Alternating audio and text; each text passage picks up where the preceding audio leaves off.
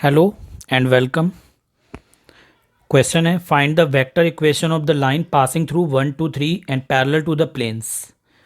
हमारे पास दो प्लेन दे रखे हैं, दो प्लेन्स के पैरेलल एक लाइन जा रही है, उस लाइन का हमें वेक्टर इक्वेशन चाहिए और वो लाइन एक पॉइंट से पास हो रही है। सपोज हमारे पास ये एक कोई लाइन है, ठीक है। अब ये लाइन, इस लाइन का हमें वेक्टर इक्वेशन फाइंड आउट करना है जो कि एक पॉइंट से पास हो रही है और पॉइंट के कोऑर्डिनेट दे रखे हैं हमें 1 2 3।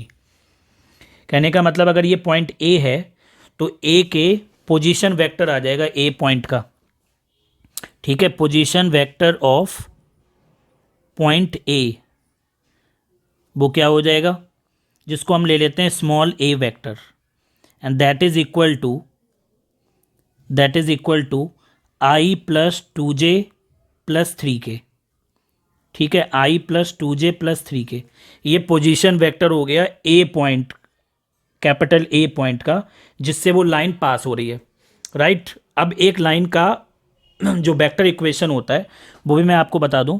Vector equation of a line, एक लाइन है हमारे पास कोई, उसका जो वेक्टर इक्वेशन होता है वो होता है r vector equal to a plus lambda b. R vector equal to a vector plus lambda b vector, जिसमें ए वेक्टर क्या है, ए वेक्टर है जिससे लाइन पास हो रही है, और बी वेक्टर है जिसके पैरेलल है। बी वेक्टर अपने आप में एक दूसरी लाइन है, उस लाइन के पैरेलल है ये लाइन, ठीक है। अब देखो आगे क्वेश्चन पढ़ो तो लिखा हुआ है पैरेलल टू द प्लेन्स, लेकिन ये लाइन के पैरेलल नहीं है, ये किसी प्लेन के पैरेलल है। तो एक प्लेन बना देते हैं। सपोज ये कोई प्लेन है, ठीक है। इस प्लेन के पैरेलल है ये लाइन। एक और प्लेन दिया हुआ है, एक और प्लेन ले लेते हैं, वो प्लेन ये है, ठीक है। ये प्लेन और ये जो दो प्लेन्स दे रखे हैं, इन दोनों प्लेन्स के पैरेलल है ये गिवन लाइन। हमें इसका इक्वेशन चाहिए। अब जो पहला वाला प्लेन है उस पर नॉर्मल, अब नोटिस करने वाली चीज़ें प्लीज़ देखें, फोकस करें। पहला जो प्लेन है अपने पास r vector dot i minus j plus 2k equal to 5, ठीक है। I minus j plus 2k equal to 5। अगर आप इसको कंपेयर कराओ आर डॉट n1, क्योंकि दो हैं तो इसलिए हम n1 और n2 कह देते हैं। n1 क्या होता है, n1 is the normal vector, ठीक है। वेक्टर इक्वेशन हो जाएगा यहाँ से, ये नॉर्मल वेक्टर होगा उस प्लेन का। पहला वाला प्लेन को ले लेते हैं हम, n1 है उसका नॉर्मल वेक्टर, पहले वाले प्लेन का जो वेक्टर है नॉर्मल वेक्टर वो n1 है, ठीक है, n1 वेक्टर, और दूसरे वाले का n2 वेक्टर। तो यहाँ से n1 वेक्टर हमें मिल गया, n1 vector equal to i minus j plus 2k, right. ऐसे ही r डॉट n2, अब दूसरा इक्वेशन क्या दे रखा है हमें, दूसरा दे रखा है 3i प्लस जे प्लस के, 3i प्लस जे प्लस के इक्वल टू 6, ये दिया हुआ है सेकेंड। तो अगर आप इसको कंपेयर कराओगे r dot n2 vector equal to 6, तो यहाँ से n2 वेक्टर हमें मिल जाएगा 3i प्लस जे प्लस के, ठीक है। तो ये n2 वेक्टर आ गया। अब अपने पास n1 वेक्टर और n2 वेक्टर दोनों आ गए। अब आप इक्वेशन को देखो, अगर आप फोटो फिगर में देखने की कोशिश करो तो उसमें लिखा है कि जो लाइन है वो दोनों प्लेन्स के पैरेलल है। इसका मतलब हुआ अगर लाइन दोनों प्लेन के पैरेलल है तो दोनों प्लेन के जो नॉर्मल है, नॉर्मल वेक्टर्स, उन दोनों नॉर्मल वेक्टर्स पे तो परपेंडिकुलर होगा। जो लाइन है अपनी जिसकी इक्वेशन हमें फाइंड आउट करनी है वो n1 पे भी परपेंडिकुलर होगी और n2 पे भी परपेंडिकुलर होगी। अब एक ऐसी लाइन जो n1 और n2 दोनों पर परपेंडिकुलर हो, ठीक है, line is perpendicular to both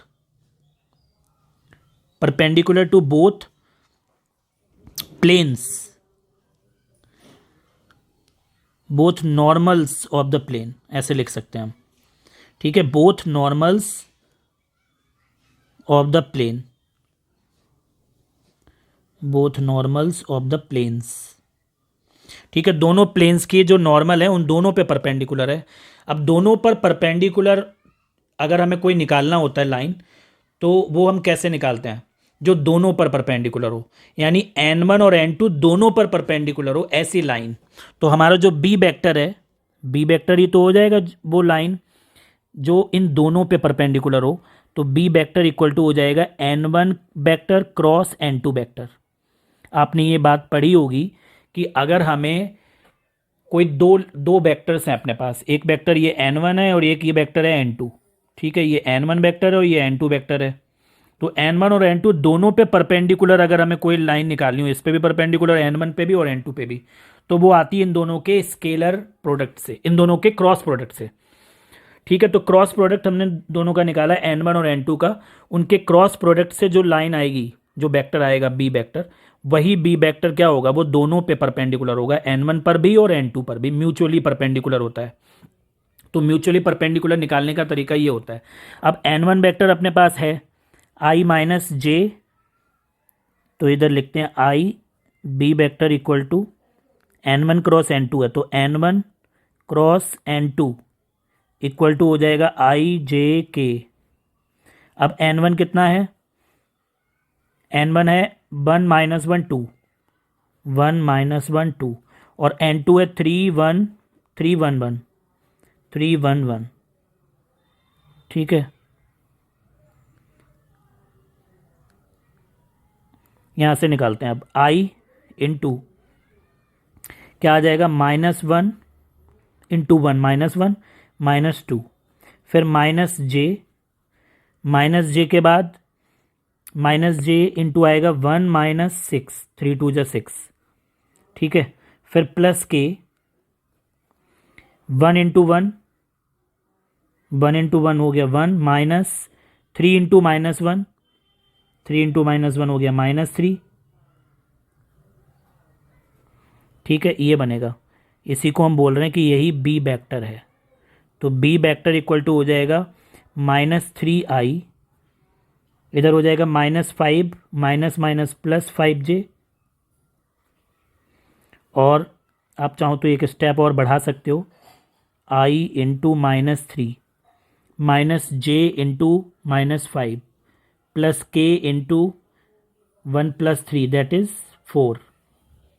तो फाइनली बी वेक्टर अपने को मिलेगा minus 3i plus 5j plus 4k। ठीक है, ये मिलेगा, ये बी वेक्टर हो गया। ठीक है, अब हमारे पास इक्वेशन चाहिए, वेक्टर इक्वेशन हमें चाहिए लाइन की। तो vector hence vector equation of line, vector equation of line is क्या हो जाएगी, r vector equal to a vector plus lambda b vector. तो ए वेक्टर कितना है, ए वेक्टर था 1 2 3, उससे निकाला था हमने, ए वेक्टर था i plus 2j plus 3k, जिससे लाइन पास होगी, i plus 2j plus 3k, ये तो हो गया अपना ए वेक्टर।